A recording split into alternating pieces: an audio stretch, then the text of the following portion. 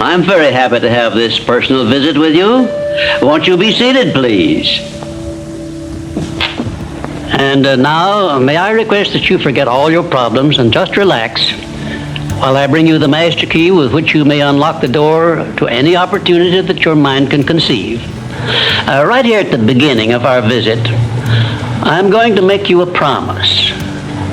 If you will decide definitely what you want most during your entire lifetime and write it down on paper so that I can read it, I will give you the master key with which you may open the door to the attainment of your desires, whatever they may be.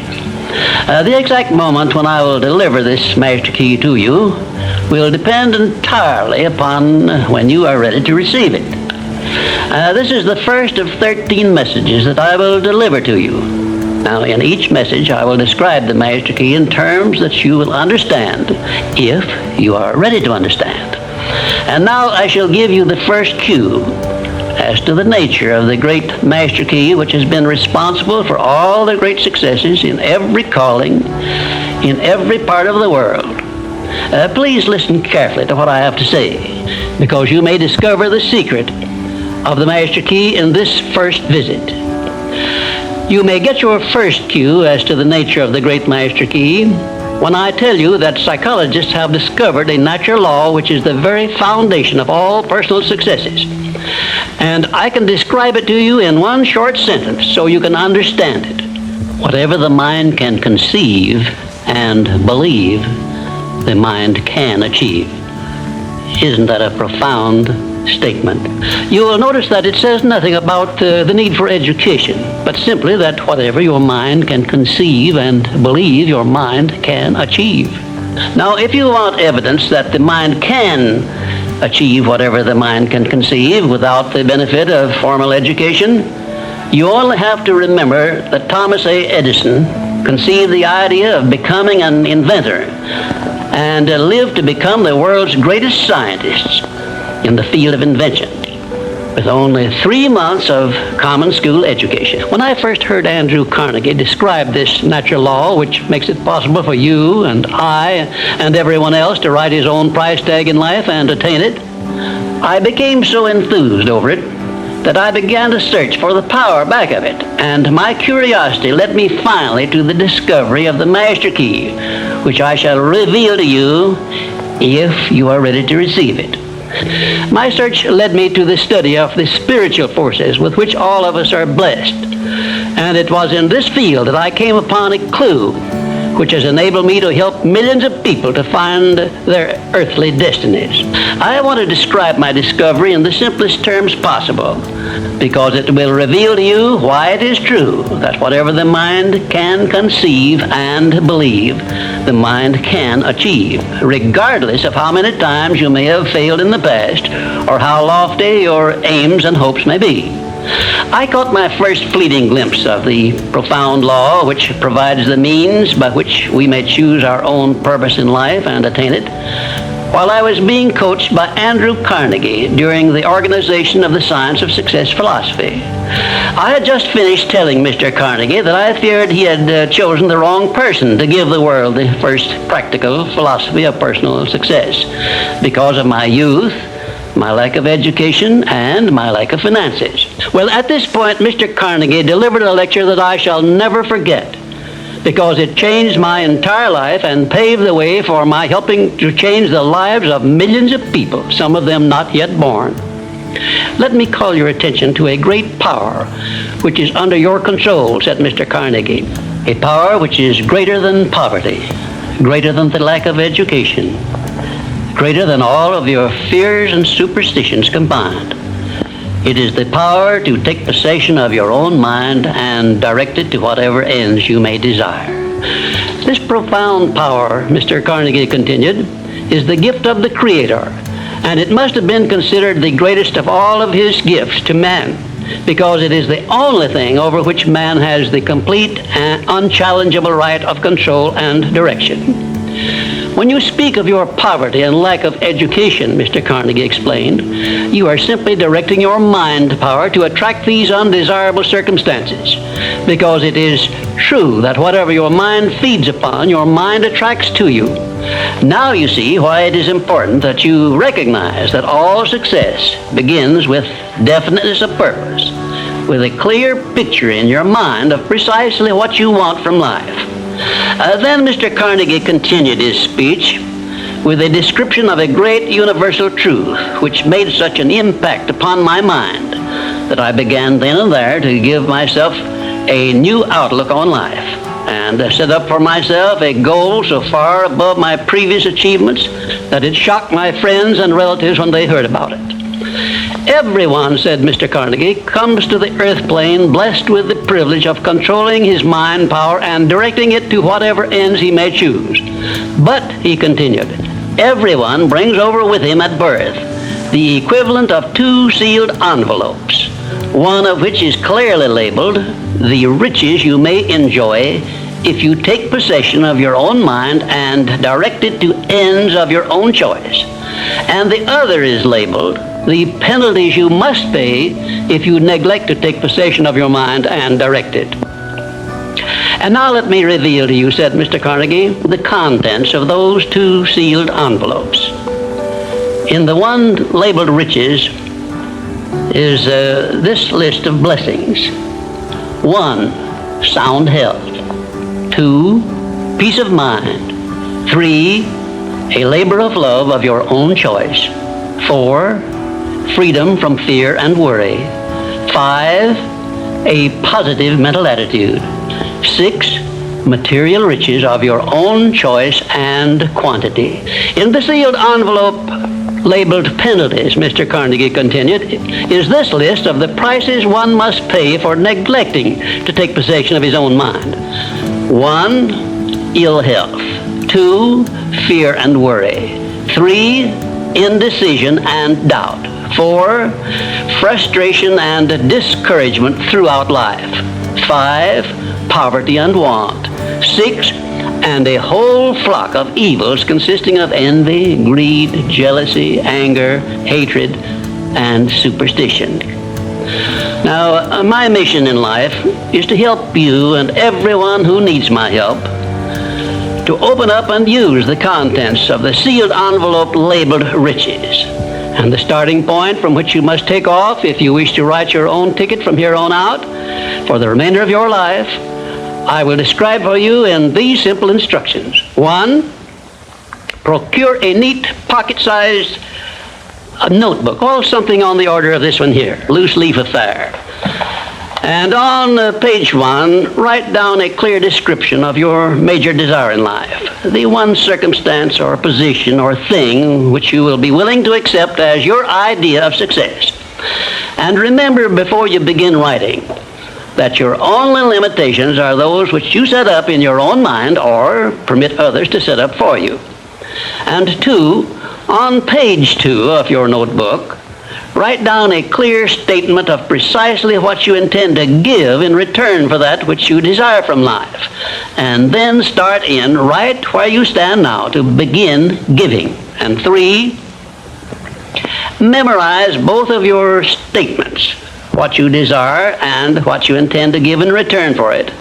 And repeat them at least a dozen times daily. And always end your statements with this expression of gratitude for the blessings with which you were gifted at birth. I ask not, O divine providence, for more riches, but more wisdom with which to accept and use wisely the riches I received at birth in the form of the power to control and direct my mind to whatever ends I desire. If you are not too successful or self-satisfied to accept and express this profound prayer, if you accept it and express it in the same spirit of humble sincerity in which I pass it on to you, a new and a better world will reveal itself to you. A world in which you will see reflected the circumstances and the things which you yourself have created. Next, I will give you a description of the second principle of success, through the application of which you may make use of the education and experience of other people and get the necessary help you may need in attaining your definite major purpose in life. And now let me close this, our first visit, with my favorite expression of gratitude. O divine providence, I ask not for more riches, but more wisdom with which to make wiser use of the riches you gave me at birth, consisting in the power to control and direct my own mind to whatever ends I desire.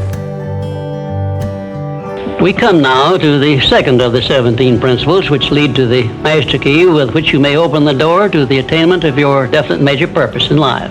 This principle of success is called the mastermind principle. I want you to understand the nature of the mastermind principle because you must use it before you can take possession of the master key. An understandable definition of the mastermind is this. It consists of two or more people who work in perfect harmony for the attainment of a definite purpose. Now, here are some interesting facts about the mastermind which give you an idea of how important it is and how necessary that you embrace this principle and make use of it in attaining success in your chosen occupation. First of all, it is the principle through which you may borrow and use the education, the experience, the influence, and perhaps the capital of other people in carrying out your own plans in life. It is the principle through which you can accomplish in 1 year more than you could accomplish without it in a lifetime if you depended entirely upon your own efforts for success. And I have heard well-informed Bible students say that the first known application of the mastermind was that which existed between the Nazarene and his 12 disciples. Of one fact I am absolutely sure. When you form a true mastermind alliance with others and work with them in a spirit of perfect harmony, you can draw freely upon the spiritual forces within you in carrying out your plans and desires. I also know that the mastermind principle can give you absolute protection against failure, provided always that your purpose in using this principle is beneficial to all whom you influence. In my research while organizing the science of success, I had the collaboration of practically every outstanding successful man this country has produced during the past 50 years, and I can tell you definitely that their success was due in the main to their knowledge and application of the mastermind principle. I wish also to call your attention to the fact that our great American way of life and our unmatchable system of free enterprise have been built upon the mastermind principle. The greatest document ever conceived by the mind of man is a perfect example of the mastermind principle in action. It is the Declaration of Independence, and the best evidence of the importance of maintaining perfect harmony in a mastermind alliance may be found in the fact that the 56 men who signed the Declaration of Independence knew full well that it might turn out to be either a license of freedom for all mankind or a death warrant which would cause each of the signers to be hanged. Now let us see how the mastermind principle has brought success to people whom we all know. First, consider when Kate Smith began her career as a singer. She had difficulty in earning enough from her singing to pay her living expenses. And she perhaps never would have made her singing pay if she had not discovered and applied the mastermind principle, which gave her access to the master key to success when she formed a mastermind alliance with Ted Collins. And according to a report I saw in Reader's Digest, Kate Smith has earned upwards of $30 million, and she is still in the upper brackets of income. Two, I remember when Edgar Bergen and that cute little block of wood known as Charlie McCarthy used to play anywhere they could get an engagement. And I rather suspect that often all they got for their services was a meal. But Edgar Bergen is a smart man in the field of entertainment, so he formed a mastermind alliance which introduced him and Charlie to millions of people by radio and television, and I suspect he is not concerned about money any longer. And you may be surprised when I tell you that the great Ford industrial empire started with the formation of a mastermind alliance between Henry Ford and his wife. At the beginning of his career, Henry Ford was shy and lacking in self-confidence. It was Mrs. Ford who inspired Henry Ford with the faith and the courage to go ahead with the perfection of his horseless carriage. Although his relatives and neighbors generally tried to discourage him from wasting his time with the contraption, as they called it. 4, the Federation of States, known as the United States of America, is the richest and the most powerful nation civilization has yet produced. And the secret of our strength and riches consists in our form of government through which all our states function in a spirit of harmony based on the mastermind principle through a central federal government located at Washington. And now a word to you personally. If you work for a salary or wages, you have a marvelous opportunity to promote yourself into a higher income and a more responsible position by forming a mastermind alliance with your associate workers, including the management. In my next visit, I will give you further instructions on how to apply the mastermind principle so as to increase your own income and promote yourself to a higher position with the full cooperation of your management. Yes, that is correct. I will show you how to write your own price tag, fix your own wages, establish your own working hours, and give yourself financial independence. But right now, I want you to do 3 things before our next visit. First, decide definitely where you wish to be and what you wish to be doing during the next 3 years. And second, decide how much money you desire to be making and what you are going to do to earn it. And third, form a mastermind alliance with at least one person in your immediate family and at least one other person among those to whom you are selling your services. By taking these 3 steps, you will have gone a long way toward appropriating the great master key to success. There is no such thing as something for nothing. Everything, including your personal success, has a price that must be paid. And the only price you are requested to pay for the present is the effort necessary to do 3 simple things that I have suggested. Now, before you begin to take the 3 steps I have suggested, there is one important fact I wish you to remember, and it is this. Control your mental attitude and make yourself friendly and agreeable with everyone with whom you are closely associated if you expect friendly cooperation in return. Indifference cannot create a mastermind alliance for you. A negative mental attitude can bring you nothing but failure. Remember always, you are where you are and what you are because of your mental attitude in which you relate yourself to other people. Remember also, your mental attitude is the one and the only thing over which you have complete control. Success is something which has to be planned, and success is something which has to be earned in advance. True, there is such a thing as luck, but just remember that luck is something you can create for yourself if you know the rules and follow them just as I give them to you.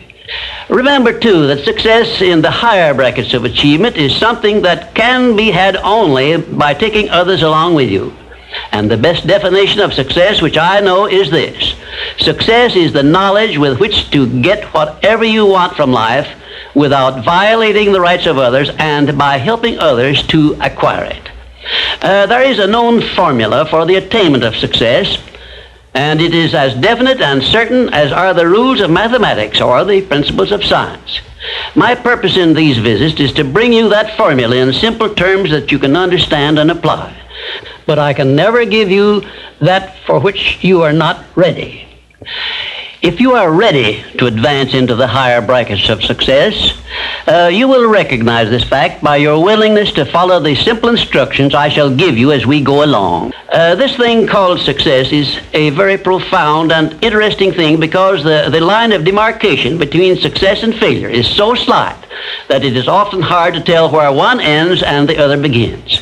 For example, in my association with the late Henry Ford, I recognize that he had thousands of people working for him who had much more education than he, more magnetic personalities, more ability to make friends, and a much better chance of succeeding than Mr. Ford had when he was working for wages. But Mr. Ford had one simple quality the others who worked for him did not possess.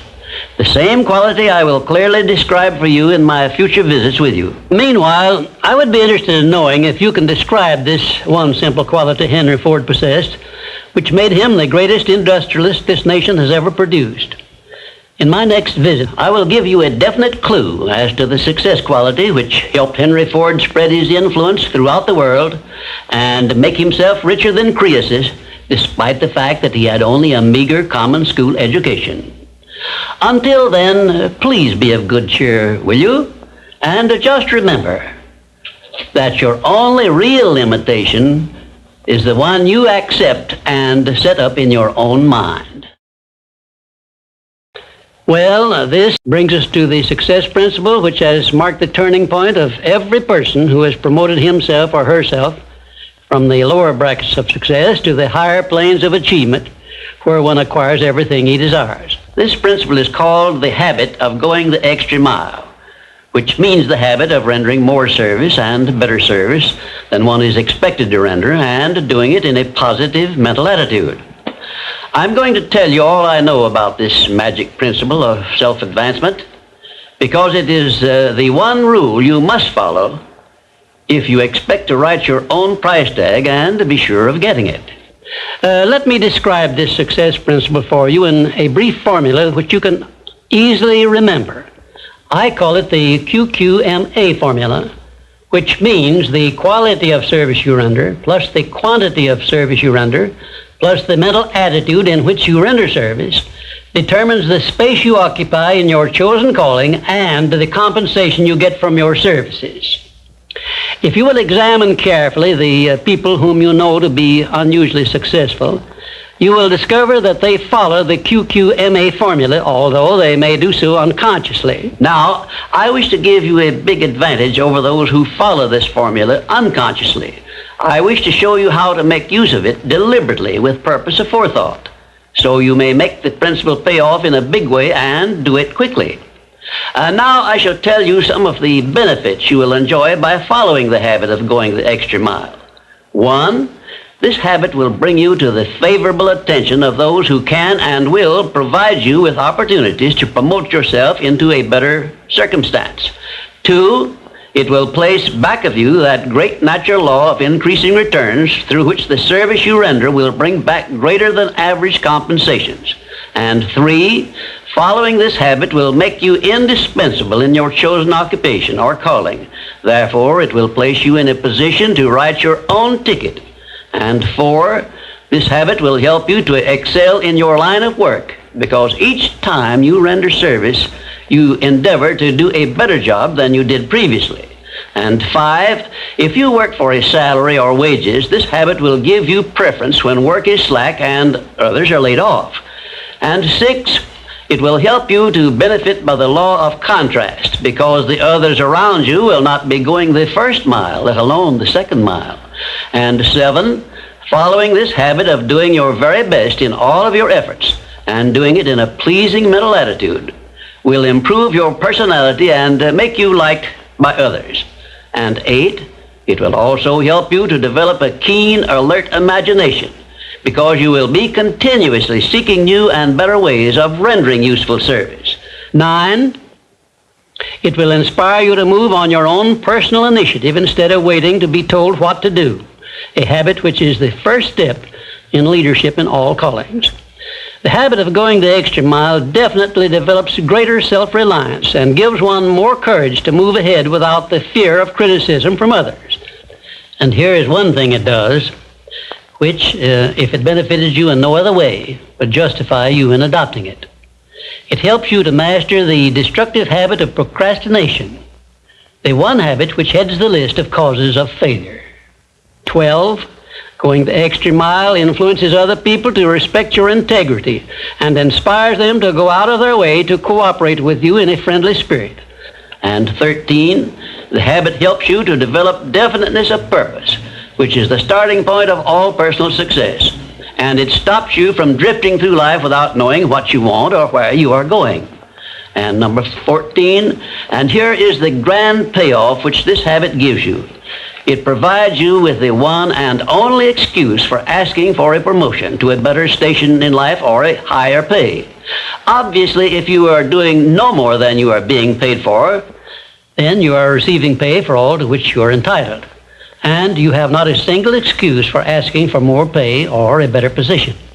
You understand this point and appreciate its significance, do you not?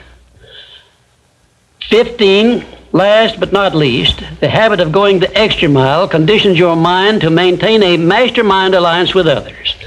Ever so often I hear people complain about their not receiving favorable breaks in their relations with others. I never hear this sort of complaint from one of my students of the science of success, nor from anyone who has ever read any book that I have written, because all of my students have learned the secret of how to create their own favorable breaks. They do it by following the habit of going the extra mile. I can tell you frankly, I have never received a major favorable break during my entire life that did not come from having applied the principle of going the extra mile. Sometimes I hear people complain also that their positions are such that they are not permitted to go the extra mile. And my counsel to these people is always the same. Change positions and market your services where it pays to go the extra mile. I am sincere in giving this advice because I know that no one can do better than earn a mere living unless and until he begins going the extra mile. During my business career, I suppose I have employed at one time or another at least a score of private secretaries, all of whom followed the habit of going the extra mile. But I have never been able to keep but one of those secretaries for more than a year because invariably they promoted themselves into better paying jobs elsewhere, and they did so with my full blessings. The one exception is my present chief secretary, who has been with me for over 10 years. I married her to make sure I wouldn't lose her. Of course, there were other considerations too. The reason I know definitely that the habit of going the extra mile is a sound procedure is the fact that I have checked this principle, as I did all of the other 16 success principles, to make sure they were in harmony with natural laws. I can give you a fine example of how nature forces man to go the extra mile in order that he may produce the food with which to exist. The farmer, for example, must follow the habit of clearing the ground, fencing it, plowing it, and planting the seed at the right season of the year, all of which he must do in advance without compensation of any kind. If he does his part of the work properly, he then hands the job over to nature, sits down and waits for her to do her part, and within a brief period, nature germinates the seed the farmer plants, matures it, and yields back to him the seed he planted, plus perhaps an increase of 100 times that amount to compensate him for having gone the extra mile. Thus we see that the law of increasing returns comes to the aid of the man who goes the extra mile. And this principle applies the same in rendering service in a job as it does in the fields of a farmer. If the farmer did not follow the habit of going the extra mile, the human race would starve to death in one season. And I am sure you will agree that any time we can copy Mother Nature's habits, we will not go wrong in doing so. You now have a possession of the third principle of personal achievement, which brings you 3 steps nearer the secret by which you may take possession of the master key to success. In order that you may test the magic power of this third principle, I'm going to offer you a suggestion which may bring you such overwhelming success that you will not need to attend further visits with me. My suggestion is this. First, start tomorrow in whatever occupation you are engaged to render some form of useful service to someone near you which you are not expected to render and for which you neither expect nor ask for compensation. And 2, render this service in a pleasing mental attitude which will show clearly that you enjoy doing it. And 3, follow this practice 7 days in succession, and then notice what a changed atmosphere you will enjoy in your association with those nearest you. In carrying out these instructions, do not make known your plan to anyone, but go ahead and do it in the most natural way possible. By the end of the 7th day, you will find yourself so much happier and so much better liked by those around you that you will never desire to give up the habit. Then you will be within easy reach of the supreme secret of success, which comes through the master key to success. In my 4th visit with you, I will give you a very definite clue as to the means by which you may appropriate and use the great master key. And in this same clue, I will introduce you to the source of a form of power which does not recognize the word impossible and helps you to transmute all failures and defeats and all adversities into assets of great benefit to you. And now, until our next visit, may I remind you that if you believe it, you can do it. We come now to the 4th success principle, where I shall introduce you to your greatest asset. And with this introduction, the master key to success will be within your easy reach. I say this is your greatest asset with which you may tap and draw upon the supreme power which created you and runs this entire universe. The name of this principle is applied faith, and I want you to remember it is not something I am bringing to you, but it is something you already possess, although you may not have made use of it in the past. And now let me tell you what applied faith is and what you can do with it. Applied faith is the mental attitude wherein you may clear your mind of all fears and doubts and direct it to the attainment of whatever you desire in life. In our first visit, I told you that you and I and every person were blessed with the privilege of complete control over but one thing, and that is the exclusive right to take possession of our own minds and direct them to the attainment of whatever we desire in life. Applied faith is a mental attitude we must cultivate and maintain before we can take complete possession of our minds. It is the means by which we may break the seal of that envelope I mentioned in our first visit and take full possession of the 6 forms of riches we get in return for taking possession of our minds and using them. Those 6 riches were, as you may remember, sound health, peace of mind, a labor of love of your own choice, freedom from fear and worry, a positive mental attitude, and material riches of your own choice and quantity. We are now, this very moment, standing in front of the gateway which can be opened only with the great master key to success. And I'm giving you the closest clue I have yet mentioned as to how you may take possession of this key.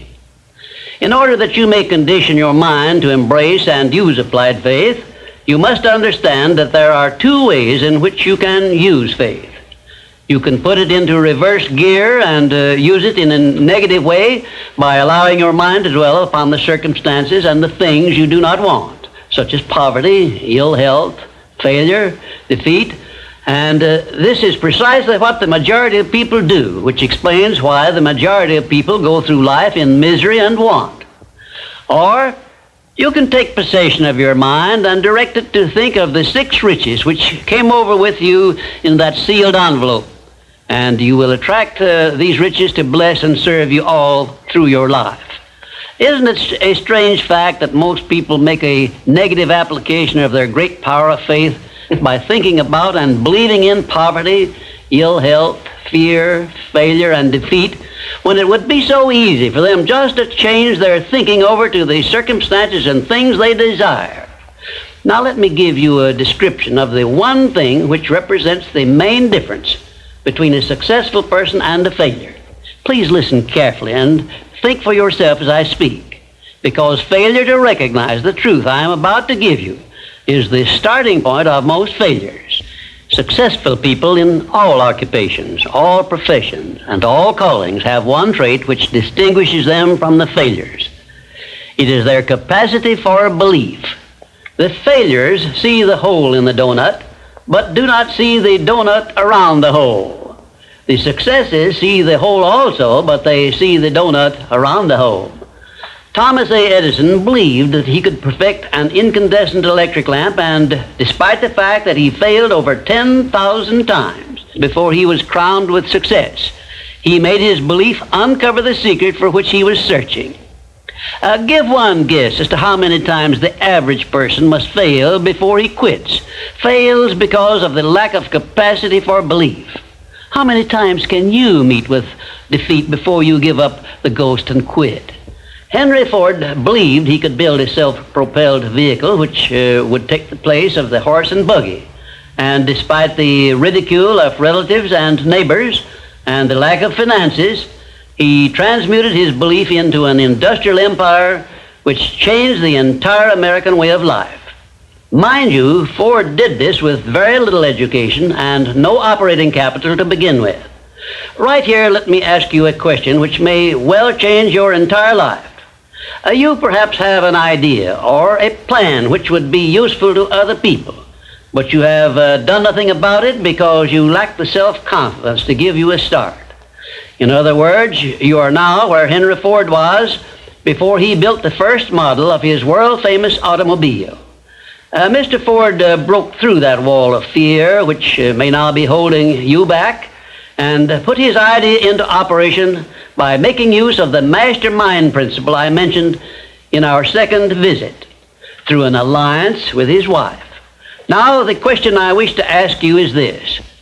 Why don't you form a mastermind alliance with someone and begin putting your ideas to work for you? Belief is truly a magic word because it is the beginning of all successes. It is the very foundation of civilization. It is the one quality you must develop before you can make use of the great master key to success. To be successful, you must become a person with a great capacity for belief, and the place to start believing is with yourself. You should begin by recognizing that you were born with the privilege of complete control over your own mind. You should also recognize that by the application of the master key to success, which I am passing on to you through these visits, you can take full possession of your mind and make it yield you whatever you demand in life. Observe, I use the word demand, not beg. The Creator never intended for you to beg for anything. If He had, He would not have blessed you with full control over your own mind. If your life is not what you want it to be, you can change it. As a matter of fact, you can do anything within reason that you desire to do if you embrace the principle of applied faith and keep it directed to the attainment of the things you want and off the things you do not want. I should know what I'm talking about because I was handicapped at birth by the four horsemen which keep most people in bondage all the days of their lives: poverty, fear, illiteracy, and superstition. Theoretically, I had not the slightest foundation for hope that I could ever escape the influences of these four curses. But I did escape, and now I am devoting my entire life to helping other people to gain deliverance from these four basic enemies of mankind. I have discovered the master key which gives one deliverance from all the evils one does not want and opens wide the gateway to the riches which the Creator intended every person to enjoy on this earth. Applied faith is the only means by which the master key can be appropriated and used. Therefore, I give you these instructions through which you may create a mental attitude which is favorable for the expression of faith. 1, know what you want and believe that you can and will get it. 2, give expressions of gratitude many times daily for having received that which you want, even before you actually get physical possession of it. Possession starts first in the mind. Please remember this. 3rd, keep your mind open for hunches from within. And when you are inspired to action, do not wait, but move on your own personal initiative at once. Remember, there can be no application of applied faith without action. 4th, when overtaken by defeat, as you may be many times, remember that man's faith is tested many times before he is crowned with final victory. And accept your defeat as nothing more than a challenge to keep on trying. And 5, a burning desire for the things or circumstances you want is the starting point of all applied faith. Be definite, believe, and act. And keep on acting if at first you meet with defeat. 6, when doubt creeps into your mind, remember that whatsoever a man believeth, that shall he also reap. Remember, faith is not something you get. Faith is something you already have. But you may be using it in reverse gear by believing in the circumstances and things you do not want, the things you fear. Remember also that faith is guidance only. It is not a power which will bring you what you want, but a power that can guide you to go after what you want and get it. Remember, too, that your faith is limited only by your own capacity to believe. You can do whatever you make up your mind to do. I believed I could give the world a practical philosophy of success which would free men and women from their fears and limitations. I stood firmly back of that belief through 20-odd years of effort, and saw my belief give freedom to millions of people. Do the thing, said Emerson, and you shall have the power. May I paraphrase this great truth by saying, believe and you shall receive. And now, until our next visit, will you please remember that your life is exactly what you make it by your own mental attitude. For our fifth visit, our subject is a pleasing personality. Your personality determines whether people are attracted to you or shy away from you. It is the show window in which you display your character to the world, and it is the one thing which distinguishes you from all other human beings. It is your trademark by which people recognize you, and it is the thing which determines your success or failure in selling yourself through life. Therefore, you should see your personality just as others see it, so you may improve it where it needs improvement. Your personality consists of more than 30 different factors, traits, and characteristics. Because of the limit of time I can devote to this visit with you, I can mention only the more important of your traits of personality. But before I begin to describe these traits, I want you to know that every trait which goes into your personality is under your control, and you can improve it so it will be whatever you want it to be. Let us start with the most important trait of your personality, your mental attitude. This is the trait with which you attract people to you and cause them to like you, or repel them and cause them to dislike you. Your mental attitude must be positive if you attract people to you. How do other people know whether your mental attitude is positive or negative, you may ask? Well, the answer is easy. First of all, other people tune in and pick up your mental attitude by telepathy without your saying a word or making a move. But there are other ways they can tell whether your mental attitude is negative or positive. You disclose this information by the tone of your voice, whether it is pleasant or harsh, by the expression on your face, whether it is soft and pleasing or harsh and scowling, by the courtesy and consideration you show other people, or the lack of these. So you see, there is no escape from revealing to others the exact nature of your personality. The next most important trait of your personality consists of your flexibility of your mental attitude or your lack of it. If you have flexibility, you adjust yourself to all the circumstances in your relations with others without losing your composure or allowing yourself to become irritable or angry.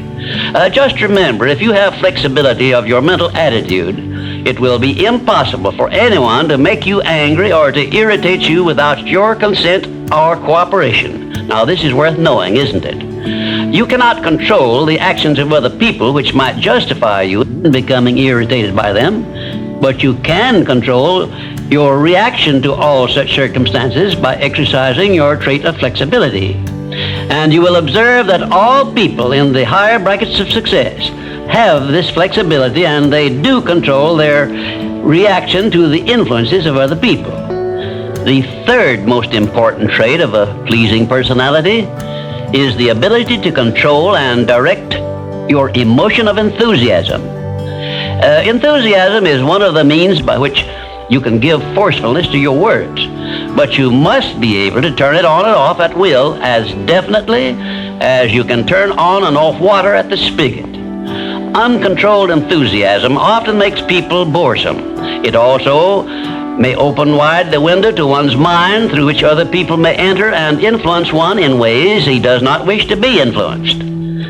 The fourth most important trait of a pleasing personality is a sincerity of purpose.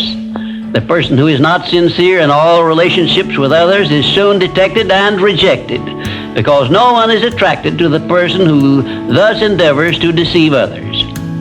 Sincerity is one quality of character which cannot be successfully faked, not even by the most astute rascal or the most efficient actor, because insincerity evermore carries with it some warning sign which other people recognize. You have only to go back into your own experience with insincere people to prove the truth of what I have stated. There are 26 other important traits which give one a pleasing personality, but I do not have time to give them to you in this visit. Now let us turn our attention to some of the common habits which destroy a pleasing personality. Please check yourself as I describe these negative habits, and you may make discoveries about yourself sufficient to enable you to rebuild your entire personality so it will become a master salesman in your behalf. One of the most destructive habits which make one's personality objectionable is that of breaking in and running away with the conversation when others are speaking. And 2, sarcasm, expressed by insinuations and wisecracks which are not so wise, is near the head of the list of habits which give one a negative personality. And 3rd, vanity expressed by either words or actions is sure to make one unpopular. And 4, indifference in listening while others are speaking is sure to be noticed and resented. It is more profitable to be a good listener than it is to be a good talker, because one is always apt to learn something while listening to others, but never learns anything from hearing himself talk. 5, the attempt to flatter where flattery is obviously not deserved will bring quick resentment from others. Also, it will put them on notice, if they are wise, that the flatterer wants something he perhaps should not get.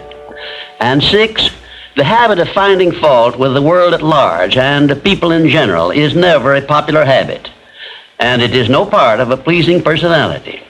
It is far better to direct conversation to the circumstances and things which are right than to complain of those which one believes to be wrong. And 7, one of the very worst habits which destroy a pleasing personality is that of openly and directly challenging those with whom one may not agree, where there is no obvious reason for doing so, except the desire to be on the opposite side. And 8, the habit of volunteering unsolicited advice to others who have not requested it can make one an intolerable bore. Free advice usually is considered to be worth just what it costs, which is nothing but the patience with which to listen to it. And 9, the habit of speaking of one's physical ailments, worries, and personal problems may be tolerated by others, but this habit will never make one welcome or pleasing.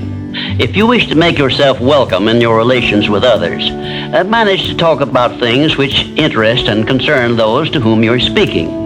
You will never be boresome to the person to whom you are speaking of himself and the things which interest him, a truth which all master salesmen understand and respect. And 10, the habit of endeavoring to convey an impression of superiority through the use of words and topics unfamiliar to others is a surefire destroyer of popularity.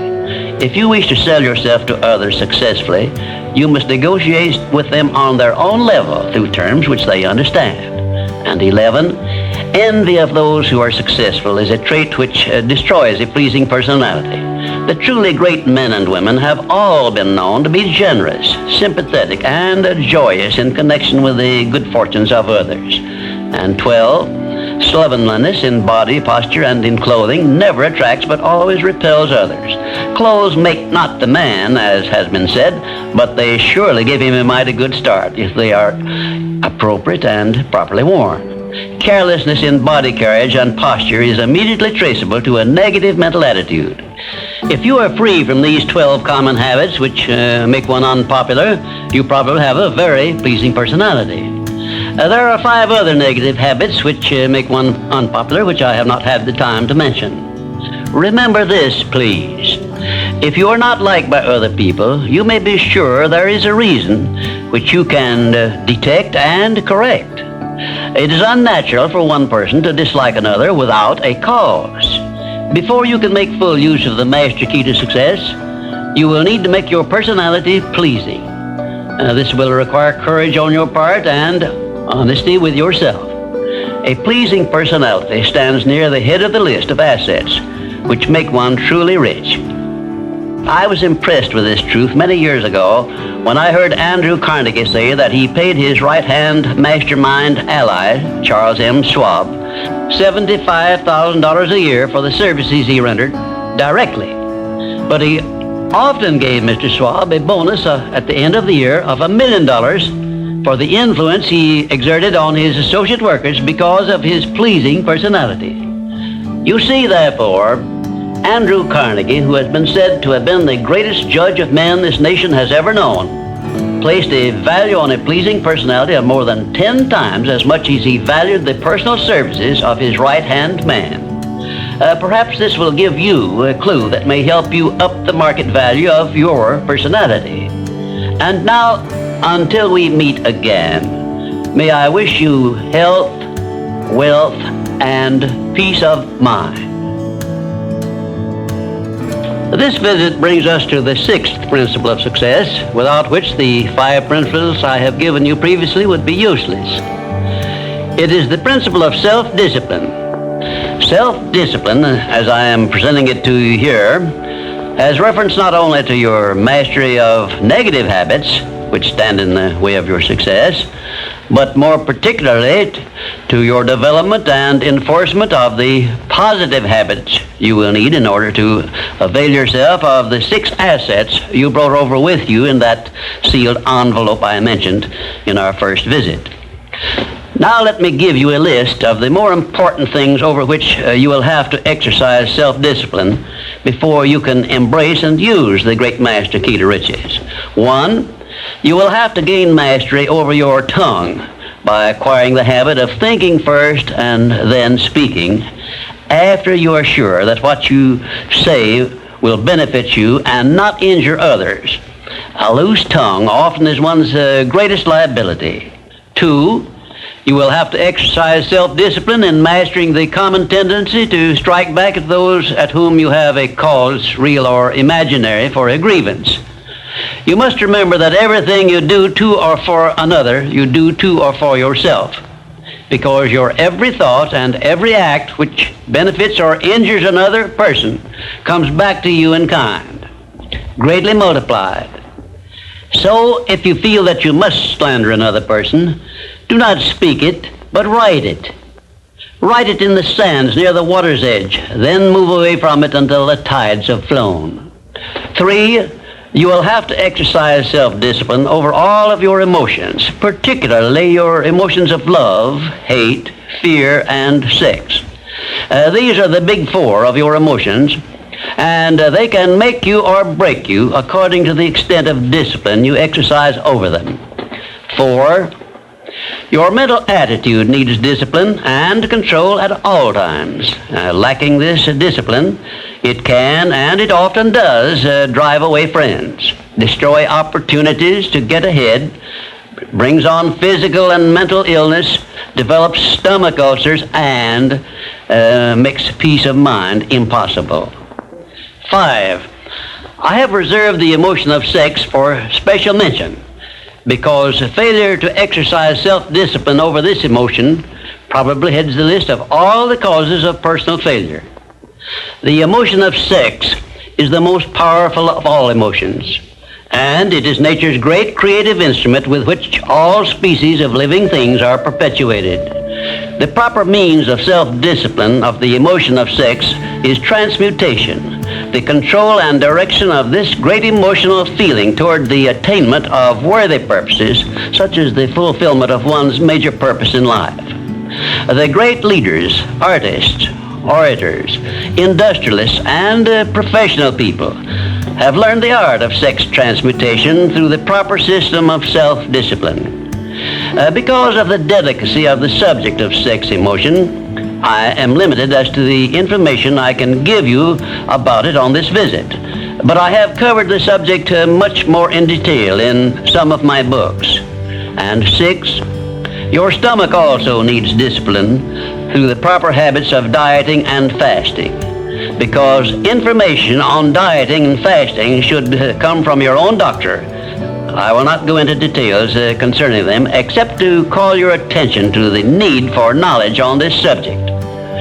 Personally, I attribute my sound physical health mainly to the habits of dieting and fasting, which I have developed through the years. And 7, You will need to exercise self-discipline in relation to religion and politics, because our country, which is the most acceptable form of society civilization has yet produced, is made up of people of varying beliefs in connection with both of these subjects. To be happy and prosperous in our country, we must learn to live and to let live, to give others the privileges we ask and demand for ourselves. And this often calls for strict discipline over self. 8. But I have reserved until the last my reference to the most important circumstances over which you must exercise the strictest of self-discipline if you are to embrace and use the great master key to riches. I have reference to your profound privilege of taking possession of your own mind and directing it to whatever ends you may desire. You cannot take possession of your own mind or direct it to definite ends without a practical system. I have devoted the better portion of my past life to the revelation and presentation of such a system. And I know that this system works because it has been successfully used by many millions of people throughout the world. The system is not only practical and workable, but it is so simple that anyone who is ready for it may master it and use it successfully. Its use does not call for a genius nor a great amount of formal education. It calls only for a will to take possession of one's own mind and a definite purpose to which the mind is to be directed. Self-discipline by Thomas A. Edison made him the world's greatest inventor, who revealed to mankind during the first half of the 20th century more of nature's secrets than had been uncovered during the entire previous history of civilization. Self-discipline carried Wilbur and Orville Wright through a multitude of failures and enabled them finally to give the world its first practical airplane, an achievement which has made the world smaller and changed the entire trend of civilization. Self-discipline helped Helen Keller to triumph over deafness, blindness, and dumbness, a combination of afflictions such as most people never experience. Self-discipline helped me to carry on through years of heart-aching discouragement and defeat, and give the world the first practical philosophy of success based on the know-how gained by hundreds of men and women who spent a lifetime by the trial and error method in discovery of the principles which lead to personal success. Self-discipline is among the top-ranking features of all the great religions, including, of course, the Christian faith. And there are some people who believe that our major purpose on earth is that of developing wisdom through struggle and self-discipline. One thing is certain: no one ever becomes very wise without the aid of self-discipline, and no one ever finds peace of mind and happiness without the strict exercise of self-discipline. Self-discipline is the only means of transmuting sorrow into faith. It is the only means by which we may transmute hatred of others into the milder emotion of sympathy for them. It is the only means by which we may reveal and profit by the seed of an equivalent benefit which comes with every adversity and every defeat. It is the only means by which we may shut out of our minds the deadly effects of past experiences of suffering and unpleasantness. And it is the means by which we may discover that other self we carry around with us, that self which has great capacity for belief and does not become influenced by failure and defeat. Self-discipline can give us freedom from the fear of death, the most difficult to master of all of our fears. It can free us from the disease of hypochondria, the fear of imaginary illness with which so many people suffer and sometimes die. Self-discipline is the means by which we may think our own thoughts, live our own lives as we wish to live them, and remain forever free from the evils of fears and limitations which we have inherited from the dark ages before the dawn of civilization. The Creator never gives one an asset or benefit without passing along with it the means by which it may be embraced and used. Self-discipline, therefore, is the means by which the Creator provided us with a method of embracing and using the only thing over which we have unchallengeable control, the power of our own thoughts. And now, until our next visit, may I remind you that the habit of taking the line of least resistance makes all rivers and some men crooked. Well, this brings us to the 7th visit, and I hope to hand you the master key to success before I finish, because my subject will lead you so near to the master key that you will be apt to recognize it. As I have suggested in previous visits, a positive mental attitude can clear away all obstacles which stand between you and your major purpose in life. Because of the importance of the subject of our visit, I shall not only tell you that a positive mental attitude heads the entire list of the 12 great riches in life, but I am going to give you explicit instructions as to what you must do to keep your mind positive. In all the success books I have written, I have never suggested to my readers what they should do without clearly telling them how to do it. Are you ready? If you are ready, this visit may bring the most important change in your life you have ever experienced. 1. Learn to adjust yourself to other people's state of mind and difficulties so as to get along peacefully with them and to refrain from taking notice of trivial circumstances in your relations with other people by refusing to allow them to become controversial incidents. Great people always avoid small incidents of controversy when possible. 2. Establish for yourself a definite fixed system of conditioning your mind at the beginning of each day so you will keep it positive under all circumstances. 3. Learn the art of selling yourself to other people by indirection, such as asking leading questions which will bring out the sort of reactions from others which you desire. And do not permit yourself to be drawn into argument over unimportant subjects. 4. Adopt the habit of having a good hearty laugh every time you become irritated or angry, and it will help you if you begin each day with 1 minute of hearty laughing. This will change the chemistry of your brain and start you out with a positive mental attitude. However, you had better get out of sight when you take your laughing exercise. 5. Start each day with an expression of gratitude for all the adversities, defeats, failures you have experienced in the past, and search for the seed of an equivalent benefit these have yielded you through the passing of time. Then give thanks for the blessings you expect to receive during the day. 6. Learn to concentrate your attention on the can-do portion of all of your problems and desires, and start action where you stand in carrying out this portion. No matter what may be your problem or your desire, there is always something you can do right now that will help you. Find out what this something is and do it. 7. Learn to transmute all unpleasant circumstances into immediate action which calls for a positive mental attitude, and make this a fixed habit. For example, when you are angry, switch your mind to some sort of action in connection with your hobby or your major purpose in life, and keep it busy with that subject for 5 minutes. 8. Recognize that every circumstance which influences your life, whether it is a pleasant or unpleasant circumstance, is grist for your mill of life, and so use it to make it pay you dividends in one form or another, remembering meanwhile that your strength grows out of your struggles. Follow this instruction, and you will soon learn that there is no such thing as an unprofitable experience. 9. Look upon your life as a continuous process of education, of learning from all your experiences, good and bad, and be always on the alert for gains of wisdom which come to you a little at a time in both your pleasant and unpleasant experiences. 10. Make the world over to fit your own pattern if you choose.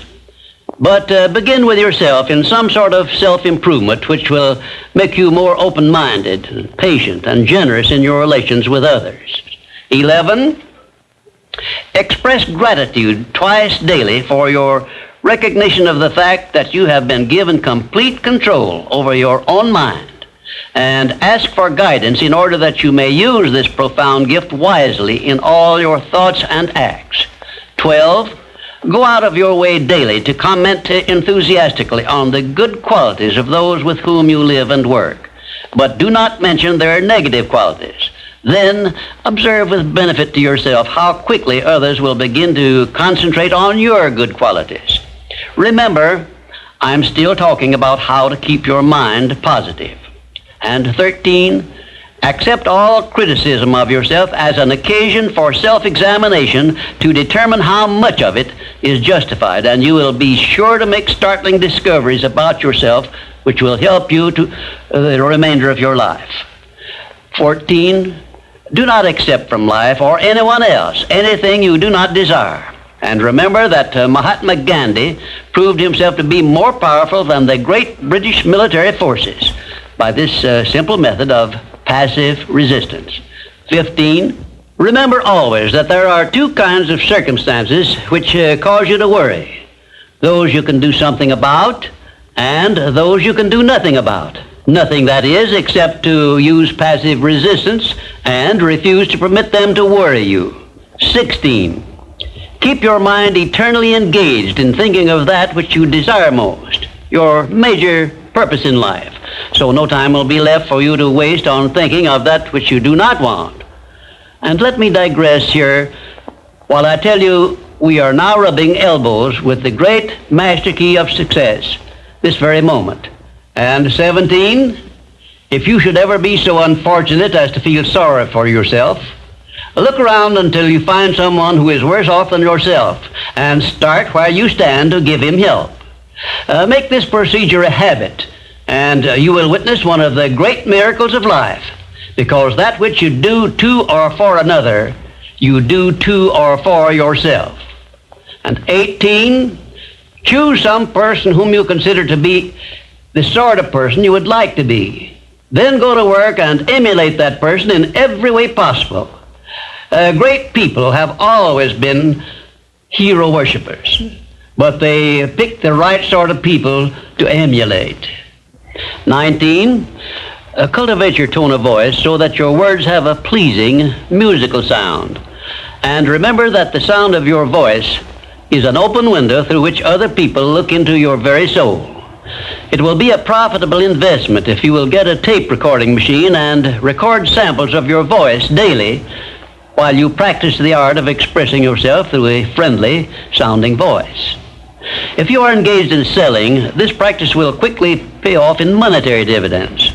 20, last but by no means the least, write out this sentence and paste it in a prominent place where you work and on a mirror where you see yourself in your home. Whatever the mind can conceive and believe, the mind can achieve. The 20 instructions I have just given you have come from my own personal experiences over more than 40 years, and they represent also my observations of more than 500 successful people who helped me to organize the science of success philosophy. I claim no copyright on these great truths, and I want you to possess them because I know they can bless you the remainder of your life if you are ready to accept them and put them into action.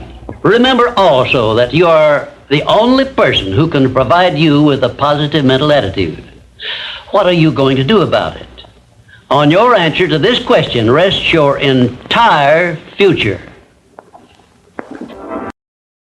Our 8th visit brings us to the subject of enthusiasm, which may be likened to steam in a boiler, which, when it is controlled and turned on, starts the wheels of machinery into action. Someone has said that knowledge is power.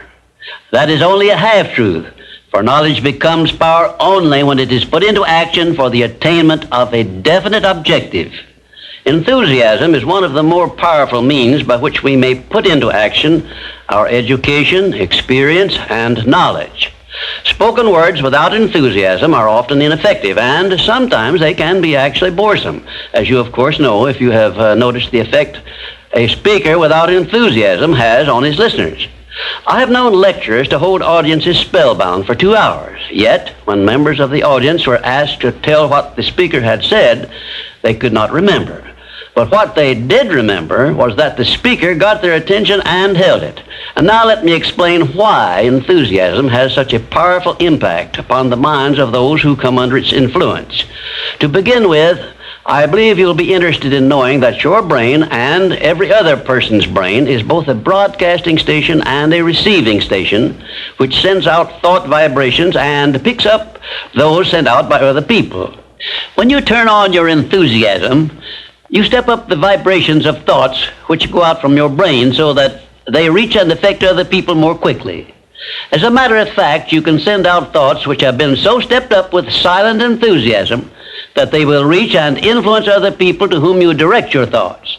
This is a fact which has been known to psychologists for ages, and it is also known to most master salesmen who use this method to condition the minds of their prospective buyers before they ever talk with them. You must have observed that enthusiasm is very contagious, that it engages the attention of those who come under its influence and causes them to respond in a similar spirit of enthusiasm.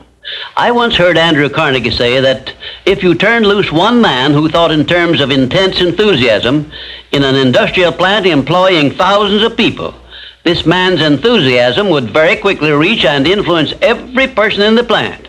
And he said that it made not the slightest difference whether the enthusiasm was negative or positive, constructive or destructive. Then Mr. Carnegie went on to explain that in his selection of employees for promotion to bigger jobs, the first thing he looked for was a man's capacity to express himself in terms of intense enthusiasm. He said that enthusiasm is one of the most important traits necessary for leadership. The most successful lawyers are not necessarily those who know most about the legal profession, but they are those who know how to influence courts and juries with their belief in their cases and have a great capacity for expressing themselves with enthusiasm. When you are introduced to another person, you have a marvelous opportunity to sell yourself favorably to that person by the extent of the enthusiasm you express in accepting the introduction. When you shake hands with another person, you have also a fine opportunity to make a favorable impression by the warmth of enthusiasm you put into that handshake.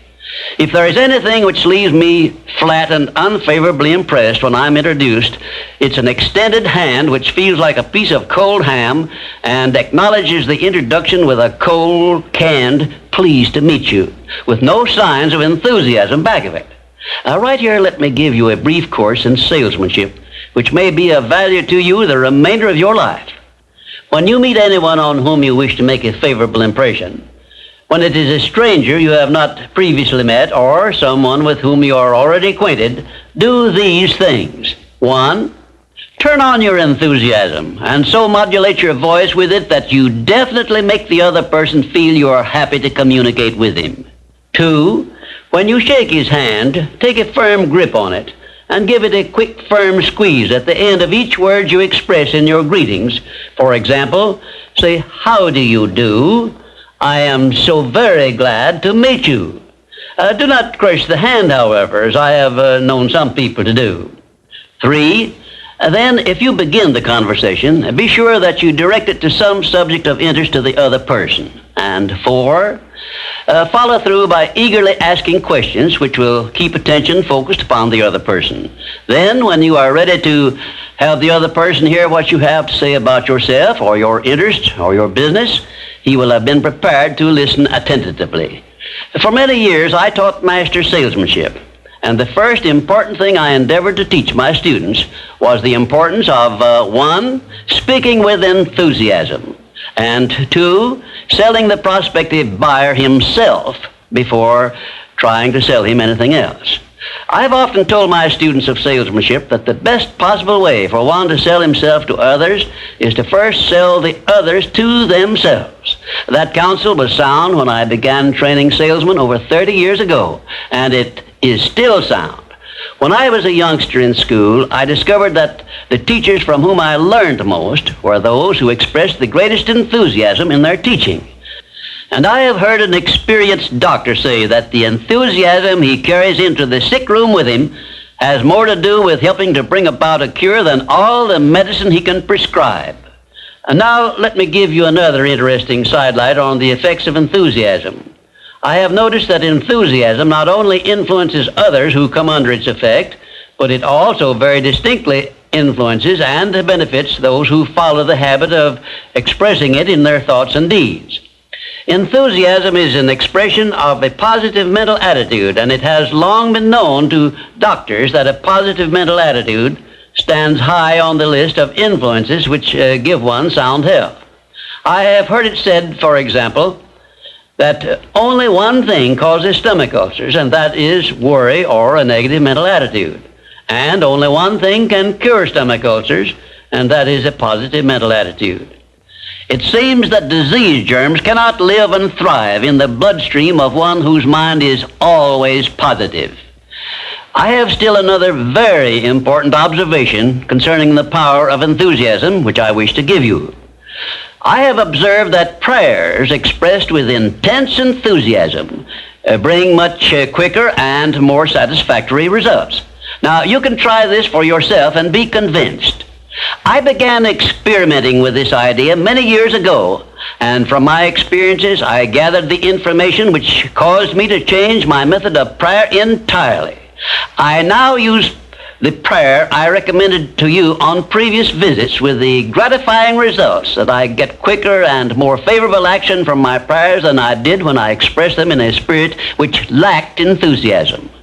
I suggest that a very practical way to begin learning to express yourself with enthusiasm will be to follow the habit of reading aloud for 10 minutes daily, putting all the enthusiasm at your command into your reading. You will be surprised in a short while at how much this will help you in speaking with enthusiasm in your ordinary conversations. I would suggest also that you adopt the habit of practicing enthusiasm in your conversations with your family and your business associates. Incidentally, this habit will make you more popular with those who are close to you. You can enjoy the benefits of enthusiasm if you are interested enough to develop a technique by which to acquire this habit, so you will follow it in a natural, unaffected tone of voice. If you follow my suggestion that you read for 10 minutes daily as a means of acquiring the habit of enthusiasm, I recommend that you write down a list of 10 subjects, things, or circumstances in which you have the keenest interest, and use this list for your practice purposes. You will have no difficulty in reading in a tone of enthusiasm in connection with the things that you like best. And finally, if you have not already picked up some useful ideas as to how the habit of enthusiasm can be developed, or what causes one to be enthusiastic, let me give you an example which may provide you with an interesting cue. You perhaps remember when you were courting the person of your choice, or being courted, as the case may be, you needed no one to tell you how or why to be enthusiastic. Of course not, because the motive of love or affection took care of this without effort on your part. Just remember that enthusiasm is always easily expressed when one is inspired by a burning desire for something or any motive associated with one's closest interests. Where there is no motive, there is apt to be no enthusiasm. Remember also that the three basic motives which it has been said practically rule the world are: 1, the emotion of love; 2, the emotion of sex; 3, the desire for financial gain. A combination of all three of these motives, it has been claimed, can convert a mediocre person into a genius, and I leave the thought with you for consideration. And now, until our next visit, I ask that you try the habit of moving with enthusiasm in all of your daily work and see how much better you will feel. We come now to the 9th visit, where we shall analyze the 9th principle of success, which is personal initiative.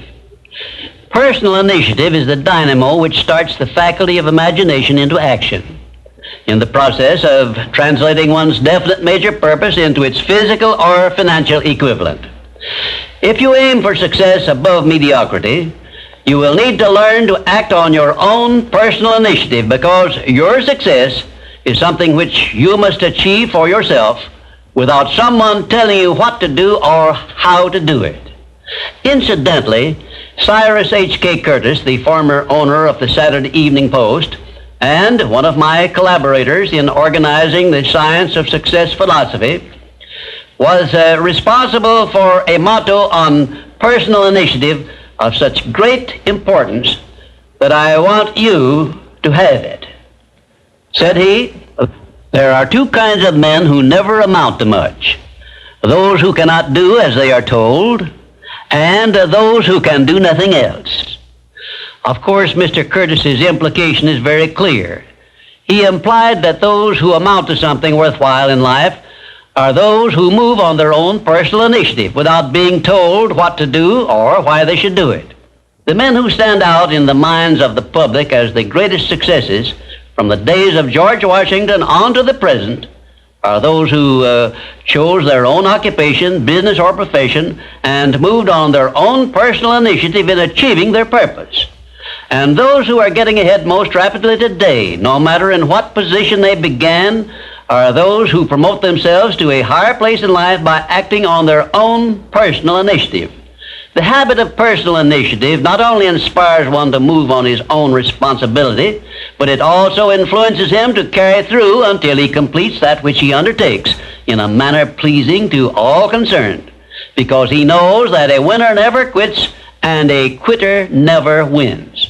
And right here is an appropriate place to say something I perhaps should have said before, namely, that a big success is made up of a great number of little circumstances, each of which is so small and seemingly insignificant that most people pass it by as not worthy of notice.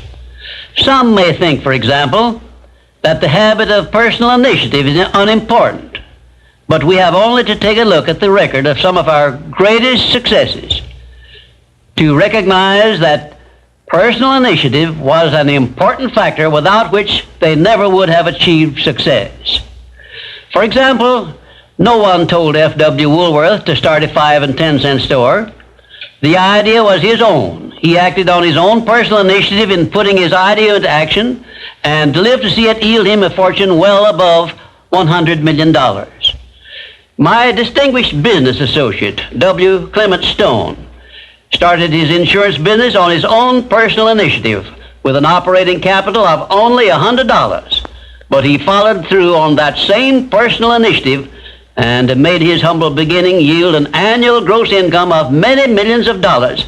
And it was that same habit of acting on his own personal initiative, of doing the thing he wanted to do, which inspired Mr. Stone to join forces with me in taking the Science of Success philosophy to millions of people throughout the world, an undertaking which it is believed may help more people to find their places in the world than has any other influence during the past 100 years.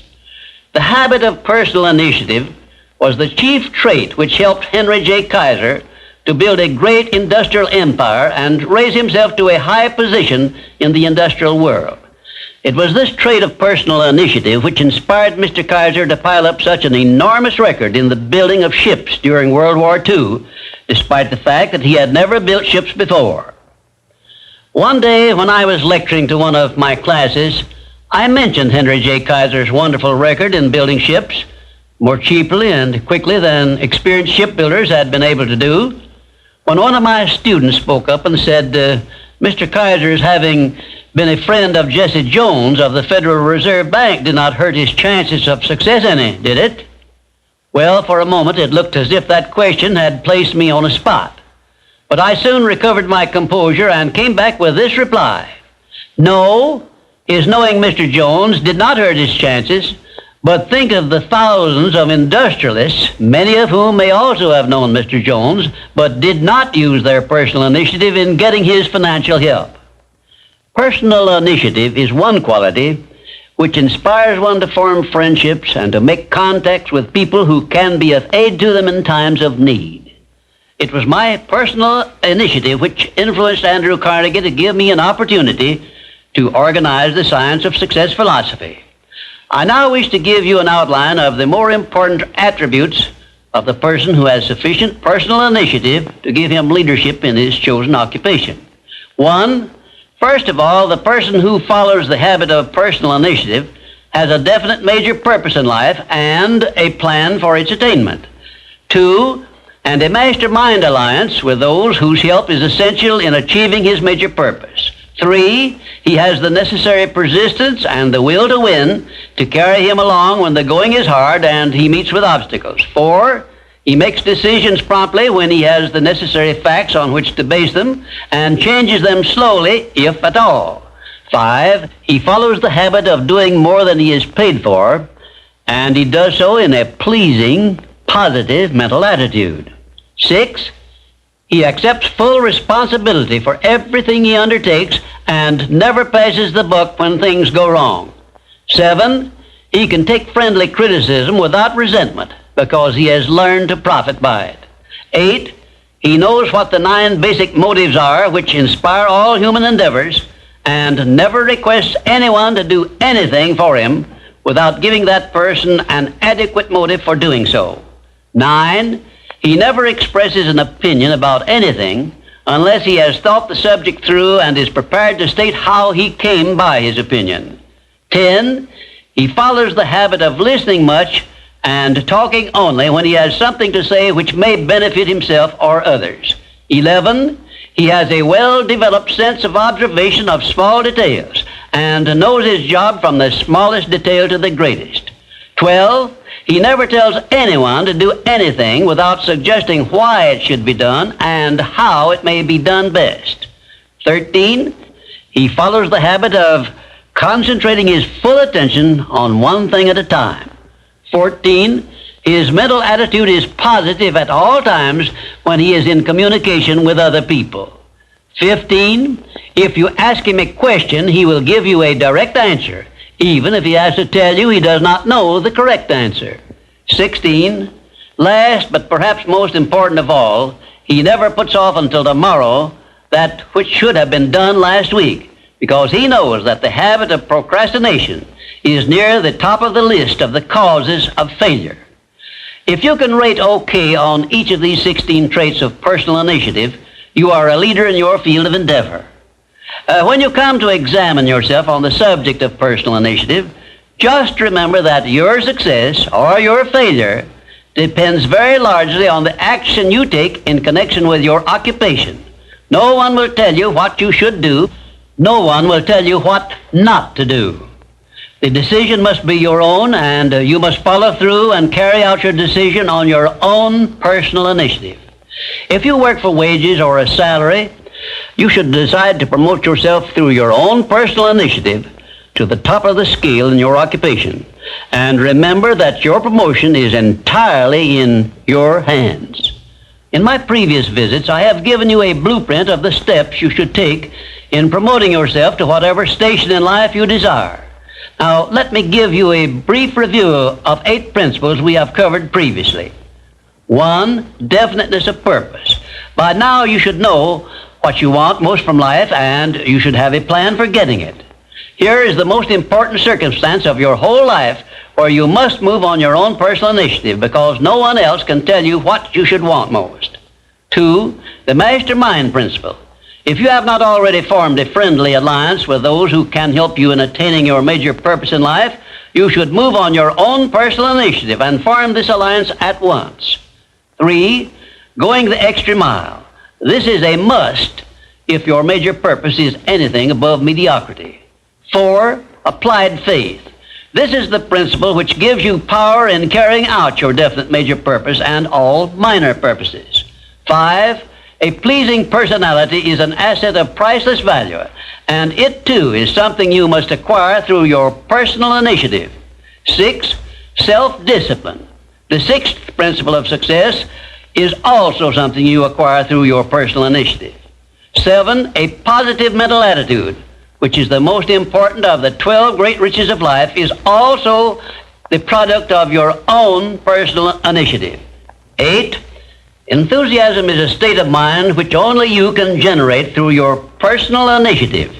You see, therefore, that personal initiative enters into every one of the success principles.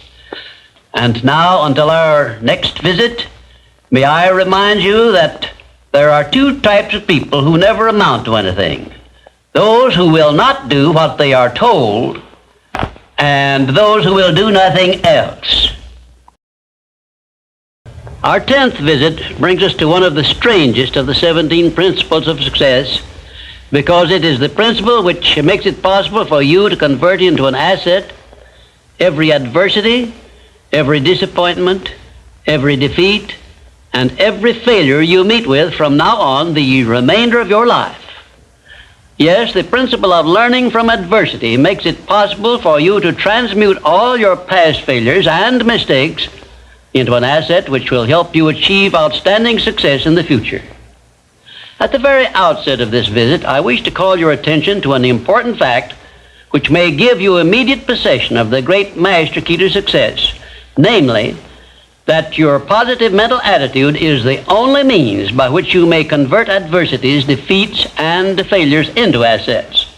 It seems to have been intended that everyone should experience adversities, defeats, and even failures as a part of nature's method of disciplining people to learn how to take possession of their own minds. But the Creator very wisely provided everyone with the means for converting these experiences into benefits of a priceless value, the means being our privilege of maintaining and directing a positive mental attitude. Despite the benefits which we may get from adversities and unpleasant experiences of every nature, no one desires to meet with these experiences. A failure or defeat is just as unpleasant to me now as it was 30-odd years ago when I was learning about failures and unpleasant experiences in the great University of Hard Knocks. Yet, I would be something less than fair with you if I had neglected to tell you that my greatest blessings came from my greatest adversities. But these blessings never would have been recognized by me if I had not learned the truth that every adversity carries with it the seed of an equivalent benefit, which is the very hub of this visit with you.